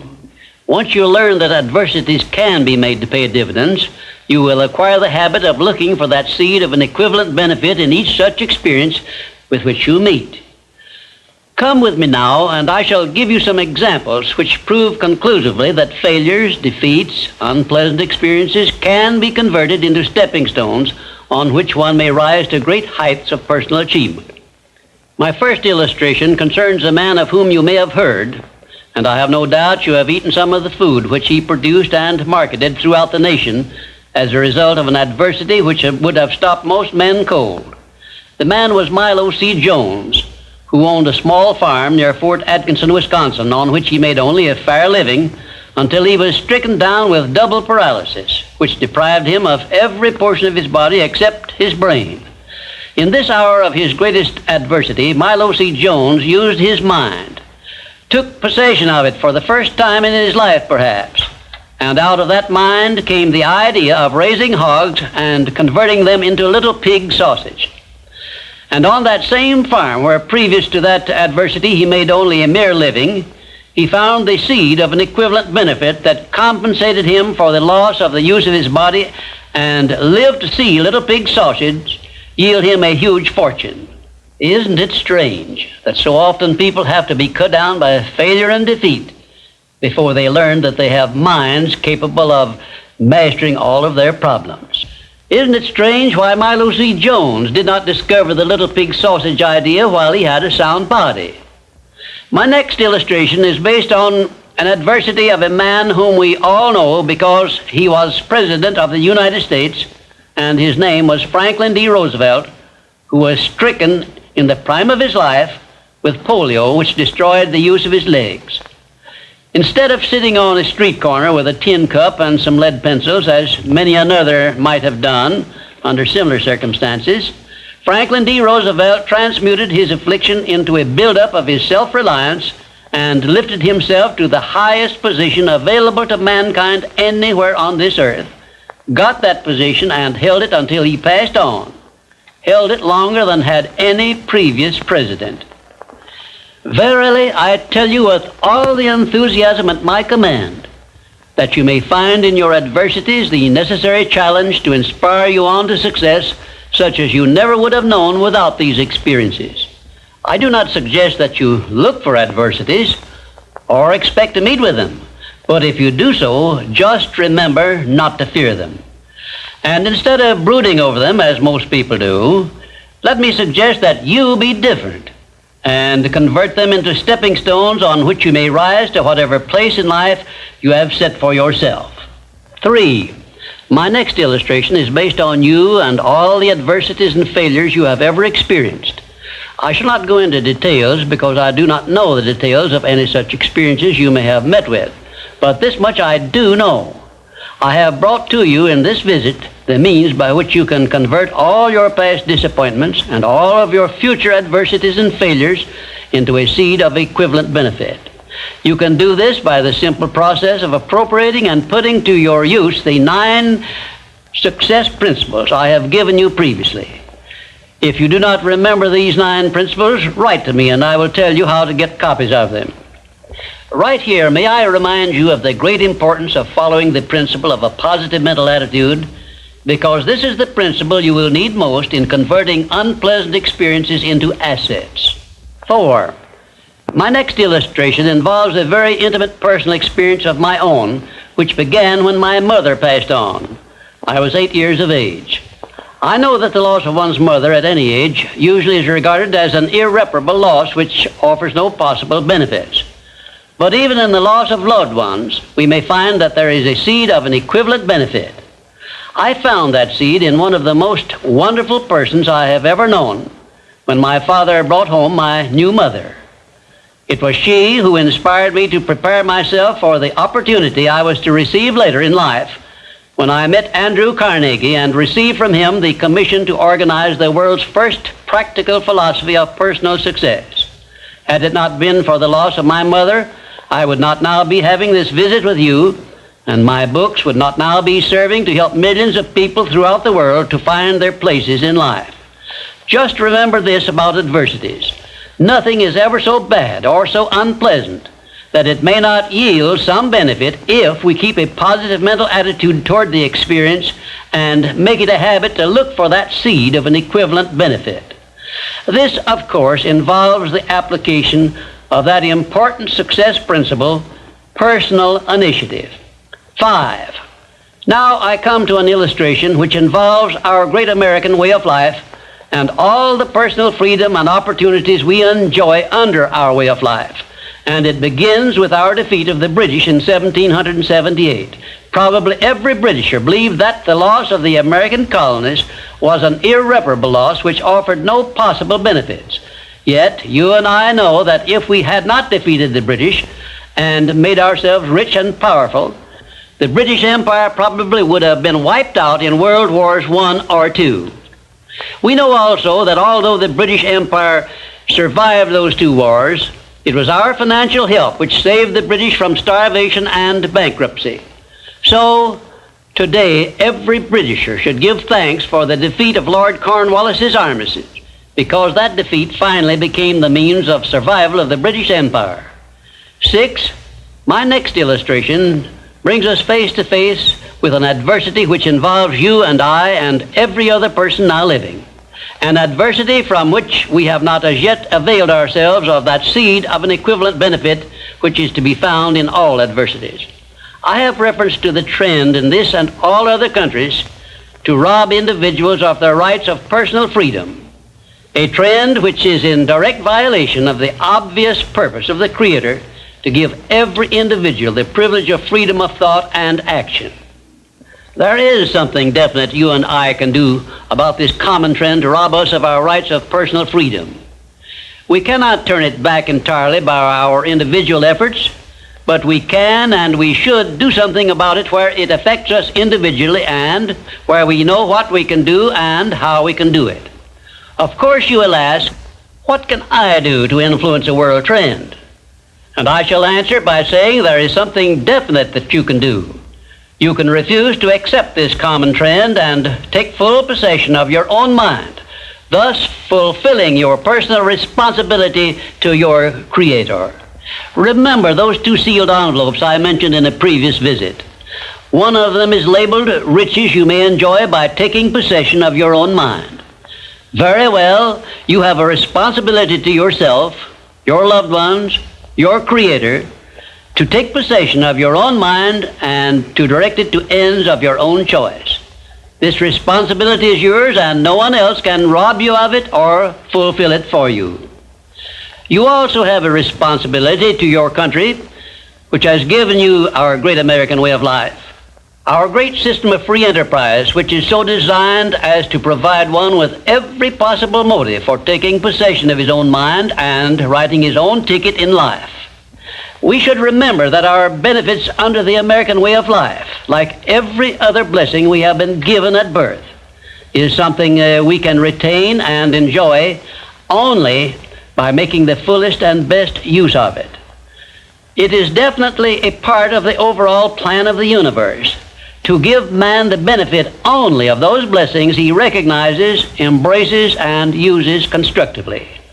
Tie your arm to your side and take it out of use, and nature rebels immediately by causing the arm to atrophy, wither, and become useless.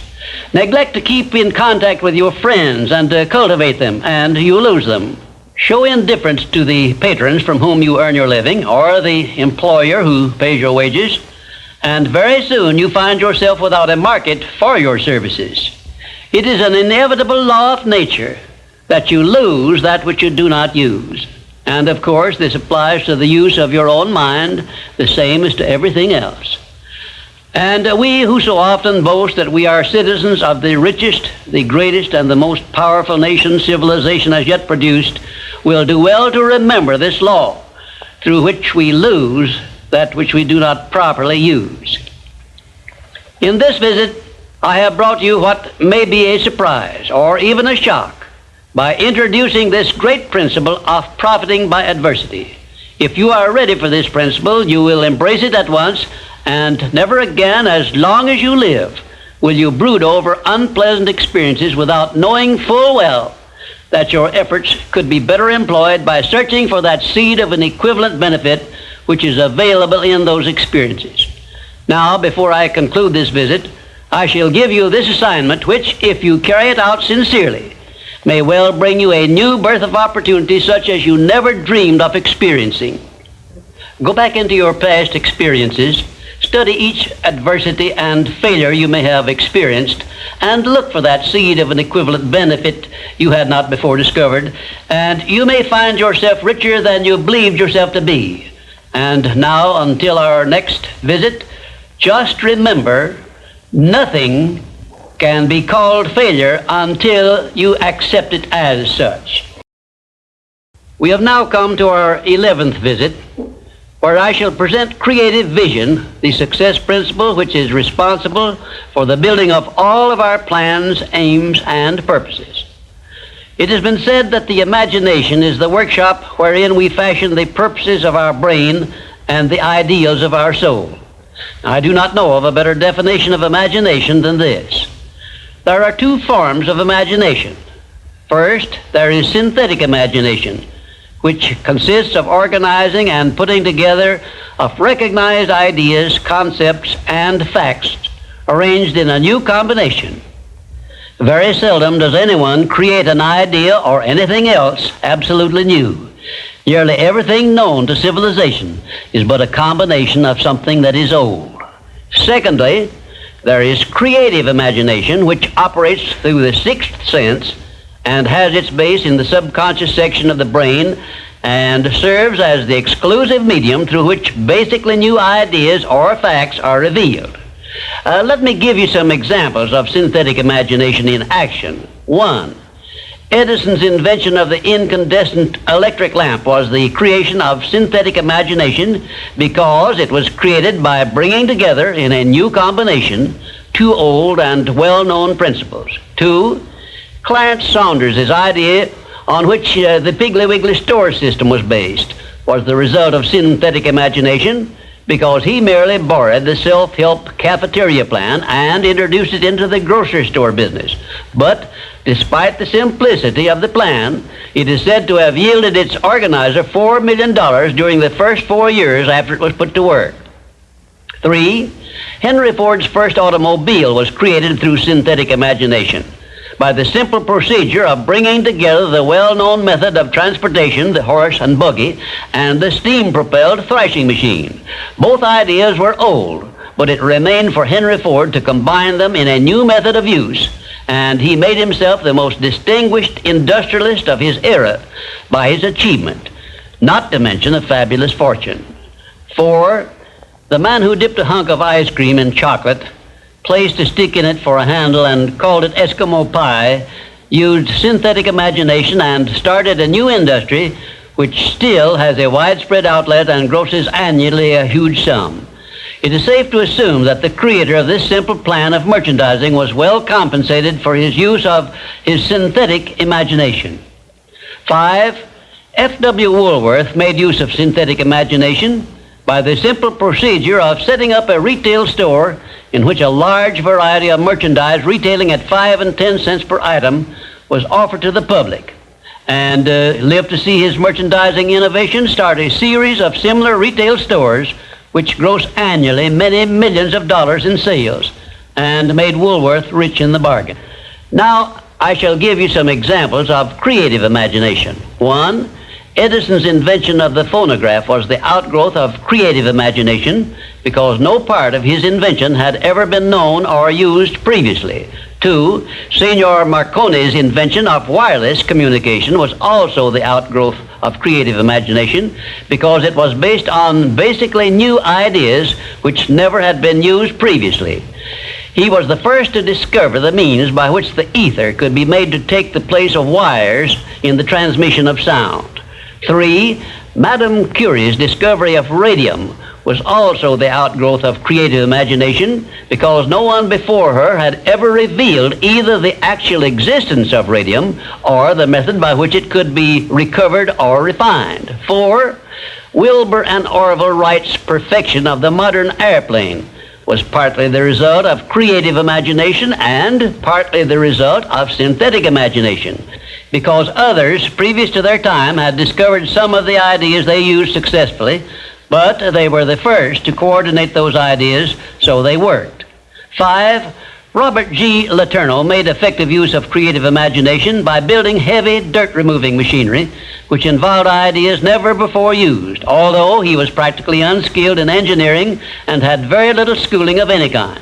I worked with Mr. Letourneau for a year and a half, during which I saw him in action many times when he was drawing entirely upon the faculty of creative imagination and receiving his ideas from sources outside of his own immediate education or knowledge.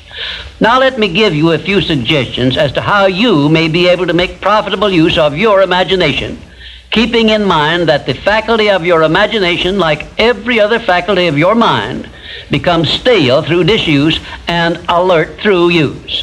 1, create a system of merchandising which can be carried on by the operators of gasoline filling stations throughout the nation, and you may make your idea yield you more profit than Clarence Saunders made from his Piggly Wiggly store plan.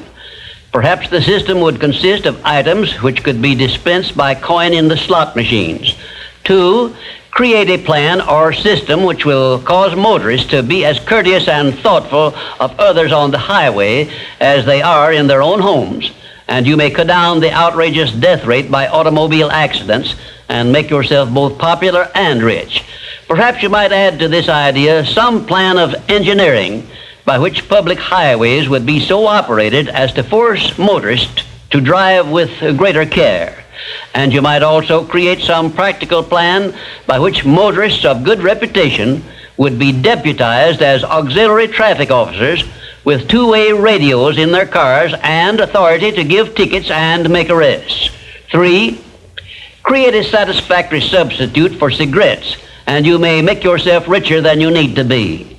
4, give me an acceptable method for taking these principles of success to children of the graded school age, and I will tell you how to make yourself rich both in money and in happiness, which comes from contributions of service which benefit posterity by improving the youth. Give me a plan which will arouse and alert people to recognize and make use of the potential of their own minds, and I will give you a job for the remainder of your life at pay which perhaps you never dreamed of getting. 6, bring me an acceptable storybook slanted to the interest of children from 6 to 12 years of age, based upon the 17 principles of the science of success, and I will ensure the publication and distribution of the book on a scale which will make you richer than you need to be. This idea probably can be best refined through the mind of a woman who understands children, loves them, and can speak in terms that will get their attention. And right here, in case you have not already recognized the fact, I am bringing you very near the point where people sometimes tune in on their creative imagination and come up with ideas which benefit great numbers of people and make themselves popular and rich. I am going to give you these suggestions solely as inspiration intended to introduce you to your faculty of creative imagination. All the good ideas have been used up, did I hear you say? Quite to the contrary, the best ideas are yet to be revealed and put into the service of mankind. There are no more opportunities to become rich, did I hear you say? Listen, please, for I have an answer for this one. The Napoleon Hill Associates are engaged in the business of helping people with sound ideas to bring them forth and give them to the world in return for riches. If you have an idea you think is good, write me about it, and I will give you my opinion of it. If you have a sound idea which you think will benefit those with whom or for whom you work, write me about it, and I will tell you what to do with it. If you have discovered a better way of doing anything, write me about it, and I will offer you suggestions for benefiting by your discovery. If you will give me an acceptable plan for influencing married people to adopt and use the mastermind principle in their domestic relations, you may benefit many millions of people in homes where harmony does not now prevail, and make for yourself a reputation worthy of a king's ransom. If you have a better idea or plan for the use of salesmen in any field of selling, your idea may help millions of salesmen to increase their incomes and bring you a reward worthy of the value of your idea. If you can create an idea which will help retail store owners to display their merchandise to better advantage so as to increase their sales, write me about your idea, and if I believe it sound, I will tell you what to do with it. I am still talking to you about exercising your faculty of imagination, but I am limited as to the number of ideas I can give you in so short a time. But I will give you some more useful ideas in my next visit. Imagination is a trait which becomes alert only by constant action based on the success principles I have described in these visits. You are the one who must supply this action. The rules of accurate thinking are so clear and simple that I often wonder why so few people ever take time to learn the rules, since accurate thinking is the very foundation of all successful achievements. In this visit, I shall give you a working description of the rules of accurate thinking, which all successful people follow. First of all, accurate thinking is based on two simple fundamentals. They are called inductive reasoning and deductive reasoning. Inductive reasoning is used when the necessary facts on which to base your thinking are not available. In this case, you act on hypotheses, or what you assume the facts to be. Deductive reasoning is used when you have the facts, or what appear to be the facts, on which to base your thinking. The next step in accurate thinking is to separate facts from fiction, or hearsay evidence, and determine whether you are dealing with hypotheses or real facts. When you are sure you have dependable facts on which to base your thinking, you take the second step by separating these facts into two classes. One is important facts, and the other is unimportant facts. When you do this, you may be surprised at the overwhelmingly greater number of unimportant facts you deal with daily than there are important facts. At this point, you are almost sure to want to ask the question, what is an important fact? And how can I distinguish it from an unimportant fact? And I shall give you the answer to this very important question by saying that an important fact is any fact which will aid you to any extent whatsoever in attaining the object of your major purpose in life. And all other facts, as far as you are concerned, are unimportant, and you should waste no time with them. After this visit is over, you can employ the next hour to a great benefit to yourself if you will set down on paper a list of all the facts you dealt with yesterday, separating them into two classes, important and unimportant. As a matter of fact, you will make a profound discovery regarding accurate thinking if you follow the habit of daily taking inventory of all the facts that claimed your attention during the day, putting them down on paper in two separate columns, one labeled important facts and the other labeled unimportant facts. Now let us turn our attention to the subject of opinions and see to what extent loose, unsound opinions are mistaken for accurate thinking. To start with, let us recognize the truth that most opinions are without value because they are based on bias, prejudice, intolerance, guesswork, hearsay evidence, and out-and-out ignorance. These are harsh words I'm using, and they represent the source of most of the tragedies of life which people meet with unnecessarily. And I would say that of all the tragedies which cause misery and failure, none is more merciless or destructive than those which grow out of the indifference of people who make no attempt to learn how to think accurately. I shall never forget an experience I had with President Woodrow Wilson while I was working for him during World War I. I asked the President what effect he believed World War I would have on civilization, and his reply was brief, but it was a masterpiece which you should remember as long as you live. "I cannot answer your question," said the President, "because I have no facts on which to base an opinion." If you will remember Woodrow Wilson's 15-word speech every time you are about to express an opinion about anything, the chances are that you will soon get out of the habit of expressing or even having opinions not based on something more substantial than biases, prejudices, and emotional feelings which often serve as fathers to facts. You will learn, if you observe carefully, that the more successful a person is, the less he is inclined to express wild, unjustified opinions about anything. Also, you must have observed already that the drifters who are suffering with frustrations because they recognize they are failures usually have an assortment of opinions on about everything you can imagine. When I hear someone expressing a definite opinion about something of which I have definite reason to believe he knows little or nothing, I think of an experience I had when I stopped a Quaker on the streets of Philadelphia and asked him the time of day. He took out his watch, examined it carefully, and then in a slow, emphatic tone of voice he said, "Well, sir, according to this alleged timepiece, it appears to be approximately 1 minute and 10 seconds past 12 o'clock.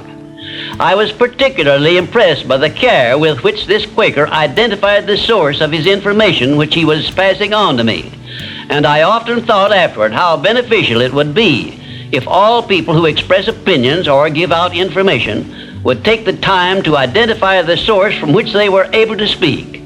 I cannot influence all people to engage in this sort of safe thinking, but I can suggest that you give it consideration in connection with this visit on the subject of accurate thinking. Now, I shall give you a simple rule which may help you avoid being misled by unsound opinions expressed by other people. When you hear someone make a statement which your reason cannot accept as being sound, or which you question or should, for safety's sake, question for any reason whatsoever, ask a simple forward question. How do you know? Then stand firm on that question and either force the speaker to identify the source from which he got the information he is endeavoring to pass on as facts, or reject the statement entirely as if it had not been made. And do this no matter who is speaking or what may be his reputation for truth and veracity. Remember, you are given as your richest birthright the privilege of controlling your own thoughts. Therefore, treat this divine gift with the profound respect to which it is entitled, and do not allow anyone to do your thinking for you, or to influence your thinking in any manner whatsoever, except by the rules of accurate thinking I am passing on to you. Follow this procedure regardless of what people think or say about your method of thinking. If they wish to call you a cynic or a doubting Thomas, let that be their misfortune. But for your own good, go right on thinking by rules which will save you from many mistakes and tragedies throughout your life. Now I will give you 7 rules to follow, which, if you memorize them and follow them as a daily habit, may bring you top rating as an accurate thinker. 1, never accept the opinions of other people as being facts until you have learned the source of those opinions and satisfied yourself of their accuracy. 2, remember that free advice, no matter from whom it is received, will bear the closest of examination before it is acted upon as safe. And generally speaking, this sort of advice is worth exactly what it costs. 3, alert yourself immediately when you hear anyone speaking of others in a discourteous or slanderous spirit, because this very fact should put you on notice that what you are hearing is biased, to say the very least about it, and it may be out and out misstatement. 4, in asking others for information, do not disclose to them what you wish the information to be, because most people have the bad habit of trying to please under such circumstances. Well-measured, tactful questions can be of great benefit to you in thinking accurately.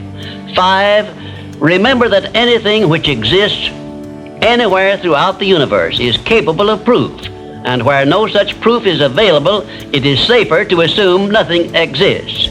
6, one of the great unexplainable miracles consists in the fact that both truth and falsehood, no matter by what means they may be expressed, carry with them a silent, invisible means of identifying themselves as such. Therefore, remember this truth and begin developing the necessary intuitive faculty to enable you to sense what is false and what is true.